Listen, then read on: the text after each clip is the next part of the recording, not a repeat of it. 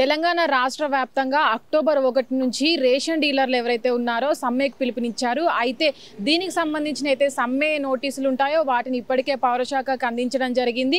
అయితే ఏదైతే వీళ్ళకి సంబంధించినటువంటి బకాయిలు ఉన్నాయో వాళ్ళకి రావాల్సినటువంటి కమిషన్ను కాంగ్రెస్ ప్రభుత్వం ఆలస్యం చేస్తుందని ఇప్పటి వరకు వాటికి చెల్లించలేదని అయితే ఈ సమ్మెకు దారితీయడం జరిగింది. అయితే గత నెల ఈ నెల 4వ తారీఖున ఇప్పటి వరకే సమ్మెలు జరిపినప్పటికీ ప్రభుత్వం దీన్ని పట్టించుకోకపోవడమే ఇంత పెద్ద సమ్మెకి దారి తీసిందని అయితే మనం చూడొచ్చు. అయితే ఇప్పటికీ వాళ్ళకి రావాల్సినటువంటి ఏవైతే కమిషన్లు ఉన్నాయో దానికి వాళ్ళు ప్రభుత్వం ఎలాంటి ఆలోచన చేయకపోవడము, వాళ్ళు ఇబ్బందులు పాలవడం అయితే వాళ్ళు ఆ బాధని వాళ్ళ సమ్మె ద్వారా అయితే ఈ రాష్ట్ర వ్యాప్తంగా తెలియజేయాలని అయితే చూస్తున్నారు. ఇప్పటికే వాళ్ళు ఎన్నిసార్లు కమిషన్లు ప్రభుత్వానికి ఆర్జీ పెట్టుకున్నప్పటికీ కూడా ప్రభుత్వం వాళ్ళని కనికరించకపోవడం అయితే మనం చూడొచ్చు. అయితే ఇప్పటికే ఏదైతే కాంగ్రెస్ ప్రభుత్వం ఏర్పడినప్పటి నుంచి కూడా ఒక్కొక్క సంస్థ ఏదైతే విద్యా సంస్థ కావచ్చు, అటు ఆరోగ్య సంస్థ కావచ్చు, మొన్నటికి మొన్న ఏదైతే విద్యార్థులకు సంబంధించినటువంటి రియంబర్స్మెంట్ సంబంధించినటువంటి వాళ్ళు కూడా ప్రభుత్వానికి వ్యతిరేకంగా ఉండి ఆ రియంబర్స్మెంట్ చెల్లించట్లేదని అయితే సమ్మెకు దిగడం జరిగింది.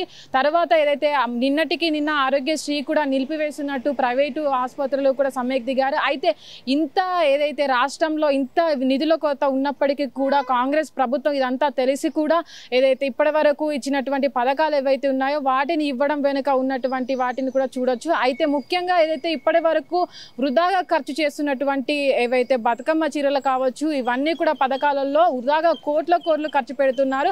అలాంటి డబ్బును తీసుకువచ్చి ఏదైతే విద్యారంగం, వైద్యారంగం ఇప్పటి వరకు ఉన్నటువంటి బకాయిలు ఏవైతే ఉన్నారో వాటికి ఖర్చు చేస్తే బాగుండని అయితే చాలా మంది అనడం జరుగుతుంది. అయితే ఇప్పటికీ మనం చూడొచ్చు, మొన్నటికి మొన్న ఏదైతే రియంబర్స్మెంట్లు ఉన్నాయో దాంట్లో మాట్లాడినప్పుడు ఆర్థిక మంత్రి అయినటువంటి బట్టి విక్రమార్క కూడా గత పార్టీ ఏదైతే ఉందో వాళ్ళు ఉన్నప్పుడు చేసినటువంటి అప్పులు ఏవైతే ఉన్నాయో అవే రాష్ట్రం మీద ఎక్కువ పడడం, వాటిని తీర్చడానికే రాష్ట్రం దగ్గర నిధులు లేకపోవడం అయితే మనం చూస్తున్నామని అయితే ఒకటి చెప్పడం జరిగింది. అయితే దాని మీద అంత నిధుల కొరత ఉన్నప్పుడు ఎందుకు కాంగ్రెస్ ప్రభుత్వం ఇన్ని పథకాలకు హామీ ఇచ్చింది, ప్రజలను ఇన్ని పథకాలను ఎందుకు చెప్పి గెలవడం జరిగిందని అయితే చాలా మంది అంటున్నారు. అయితే దీనికి సంబంధించి ఇప్పటికే ఏదైతే ఈ రేషన్ డీలర్లు ఉన్నారో వాళ్ళు కూడా రాష్ట్రం అంతా సమ్మె చేస్తామని అయితే చెప్పడం జరిగింది.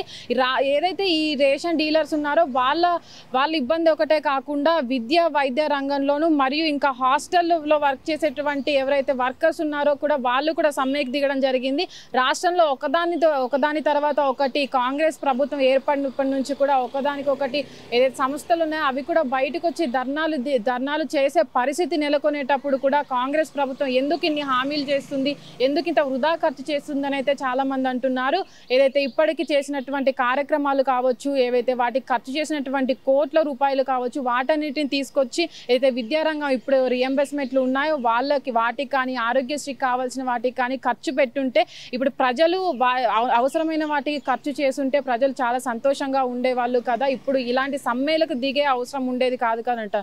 అయితే ఇప్పటికీ రేషన్ షాపులు ఆపినందుకు దాదాపు ప్రజలు ఎవరైతే ఉంటారో గ్రామాల్లో ఉన్న వాళ్ళు, ఈ బియ్యం కొనే వాళ్ళు ఎవరు ఉంటారో వాళ్ళకి ఇప్పటికీ చాలా ఇబ్బందులు అయితే ఎదుర్కొంటారు. ఎందుకంటే వాళ్ళు గ్రామాల్లో ఉండే వాళ్ళు చాలా వరకు రేషన్ షాపుల మీద ఆధారపడి ఉంటారు. చౌకగా దొరికే రేషన్ షాపులు బంద్ కావడంతో కూడా అక్కడ ఉన్నటువంటి ప్రజలు గ్రామాల్లో ఉండే వాళ్ళు కావచ్చు, మధ్యతరగతి వాళ్ళు కావచ్చు చాలా ఇబ్బందులు పాలవుతారు.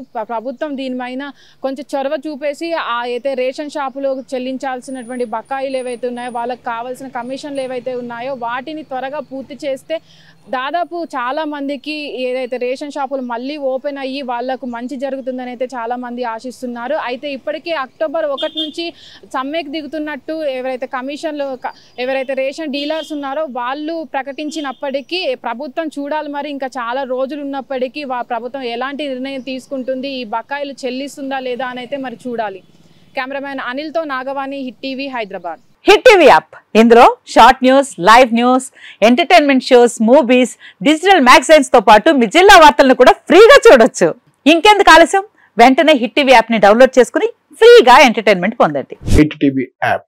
Hit TV app. Please download hit TV app. Hit TV app ని ఫ్రీగా డౌన్లోడ్ చేసుకుని ఎంజాయ్ చేయండి. మీకు నచ్చిన ఎంటర్టైన్మెంట్ కోసం హిట్ టీవీ యాప్ ని ఫ్రీగా డౌన్లోడ్ చేసుకుని ఎంజాయ్ చేయండి. హిట్ టీవీ యాప్ ని డౌన్లోడ్ చేసుకుని ఆస్వాదించండి, ఆశీర్వదించండి. ఇంతమంది సెలబ్రిటీలు హిట్ టీవీ యాప్ ని డౌన్లోడ్ చేసుకోండి అని చెప్తున్నారంటే ఎంత మంచి యాప్ ఆలోచించండి.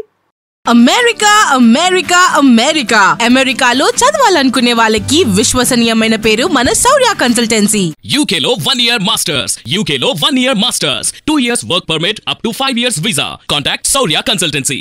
Contact 89851 89851.